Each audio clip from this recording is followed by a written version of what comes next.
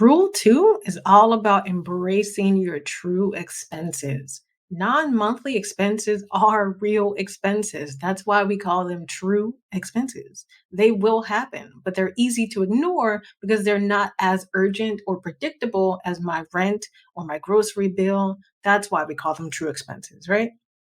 So, the underlying principle behind this rule is to treat all expenses as if they are monthly bills. And here's why. Okay, tell me the date of your next big car repair and how much you'll be. Exactly. It's a ridiculous question because I'm asking you to predict the future. Cars all need repairs and maintenance at some point, right?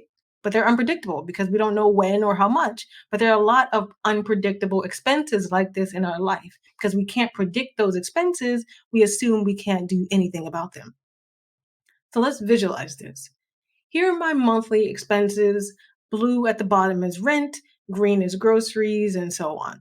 This is how most people imagine a budget works. You list your monthly expenses and you set money aside only for that. But here's what happens when we're not preparing for those unexpected expenses.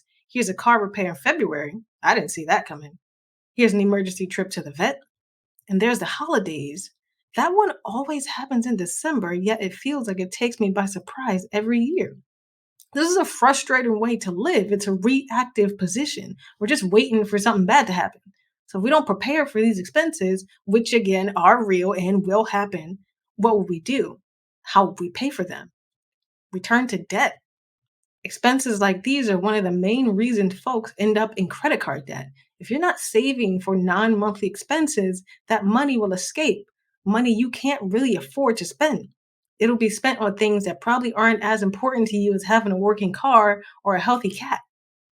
Rule two is a debt prevention strategy. I can decide in January that I want to spend $600 on Christmas and just start setting $50 aside for it. I'll be ready. Think back to the car repair. How would you feel if you had $500 just sitting around waiting for the car to break down instead of swiping your credit card? You'll feel great.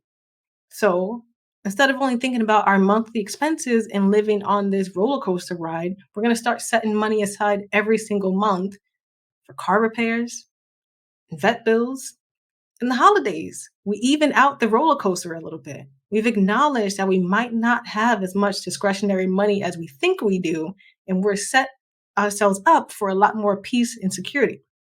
And I'll tell you, things are more predictable than you realize. Trust me, you'll get better and better at this as time goes on. So I have control, more control than I did with rule one alone. Now I have control over non monthly expenses.